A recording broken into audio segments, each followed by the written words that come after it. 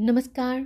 सत्य और अहिंसा के मार्ग पर चलने वाले और देश को उसी मार्ग पर चलना सिखाने वाले मोहनदास करमचंद गांधी या एम.के. गांधी या हमारे राष्ट्रपिता या हमारे बापू समय के पाबंद तो थे ही, पर उनका हास्यबोध और हाजिर जवाबी भी कुछ कम नहीं थी।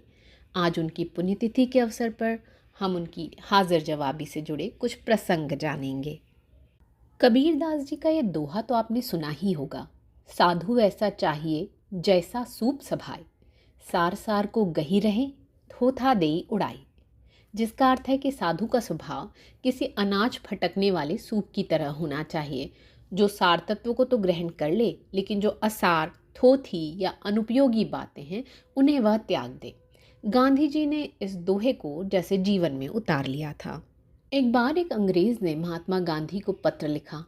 पत्र गांधी जी को मिला तो उन्होंने उसका पत्र पढ़ा।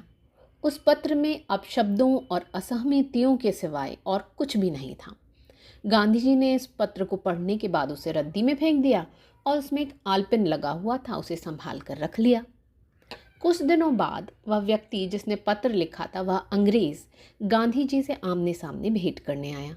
उसने गांधी जी से पूछा, आपने मेरा पत्र पढ़ा या नहीं? गांधी जी ने जवाब दिया, मैंने आपका पत्र पढ़ा, बल्कि बड़े ध्यान से पढ़ा। तो उसने आगे पूछा कि फिर उसका क्या सार निकाला आपने? तो गांधी जी ने मुस्कुराकर जवाब दिया, उसमें से एक आलपिन निकाला है, बस वही सार था उसमें, बाकी सब तो असार था, तो मैंने उसे फेंक दिया। यह दूसरा किस्सा इस बारे में है कि लक्ष्य पर नज़र रखते हुए और समय की कद्र करते हुए किस तरह आप अपने काम को हाजिर जवाबी के साथ पूरा कर सकते हैं। गांधी जी को समय को बर्बाद न करने के उनके गुण के लिए भी जाना जाता है। उनके साथ घटी यह घटना न केवल समय का सदुपयोग करने की सीख देती है, बल्कि उनकी हाजिर जवाबी को भी दिखलाती है। दांडी मार्च के दौरान गांधी जी लोगों के कहने पर एक जगह कुछ देर के लिए रुक गए। जब वे वहाँ से चलने को हुए तो उसी समय एक अंग्रेज़ ने आकर उनसे कहा, हेलो मिस्टर गांधी, मेरा नाम वॉकर है। गांधी जी ने उनका अभिवादन किया और चूंकि उनका ध्यान अपने लक्ष्य यानी दांडी मार्च की ओर था और उन्हें दांडी पहुंचना था, तो मुस्कुराकर वे बोले, आप वॉकर हैं तो मैं भी वॉकर हूँ। ये कहते हुए वे चलते चलते यानी वॉक करते हुए वहाँ से अपने लक्ष्य की ओर निकल पड़े। तब किसी ने उन्हें बताया कि यदि आप उनसे मिल लेते तो आपका नाम अखबारों में भी आता और आप प्रसिद्ध हो जाते। तो गांधी जी ने कहा, मेरे लिए प्रसिद्धि से कहीं ज़्यादा कीमती मेरा समय है। गांधी जी से जुड़ा जो अगला किस्सा मैं आपको सुना रही हूँ वो है अपना खुद का ही मजाक बना लेने के बारे में। जब आप अपना खुद का ही मजाक बना लेते हैं तो कोई दूसरा आपका मजाक बना ही नहीं सकता।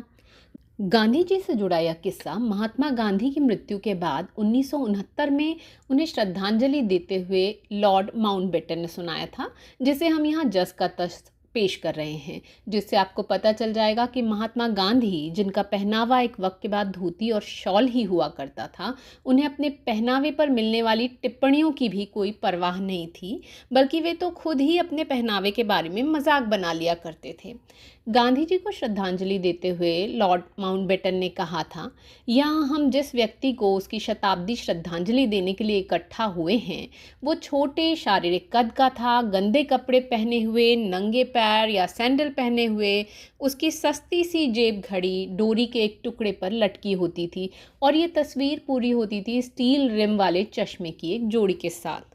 वास्तव में कुछ लोगों को वह एक अजीब सा छोटा सा व्यक्ति लगा होगा, लेकिन उसके शरीर के छोटे से ढांचे के भीतर एक इतना बड़ा दिल था कि उसमें सभी गरीबों और पीड़ितों को शामिल किया जा सकता था।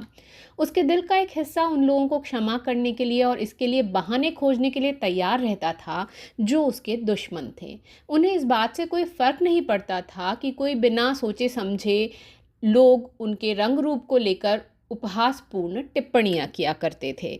दिनों यहाँ भीख मांगने वाले निकरबॉकर, बैगी जैसे ढीले ढाले पतलून जो घुटने से करीब 4 इंच नीचे तक लटकते हैं, लोकप्रिय थे। गांधी जी ने अपनी लंगोटी से उसकी तुलना करते हुए ये कहकर सभी की बोलती बंद कर दी कि दूसरे +4 पहनते हैं और मैं -4 पहनता हूँ। उन्हें केवल इस बात की परवाह थी कि लोग उनके उपदेशों और अहिंसा के उनके व्यक्तिगत उदाहरणों का अनुसरण करें। उनके कपड़ों की तरह ही उनका संदेश भी बहुत सरल था। ये यीशु की शिक्षा का पालन करना था, अपने पड़ोसी से भी अपने जितना ही प्रेम करो। उम्मीद है कि गांधी जी से जुड़े हुए ये उनकी हाजिर जवाबी के किस्से आपको ज़रूर पसंद आए होंगे। ऐसी ही जानकारी के लिए हमें देखते और सुनते रहें।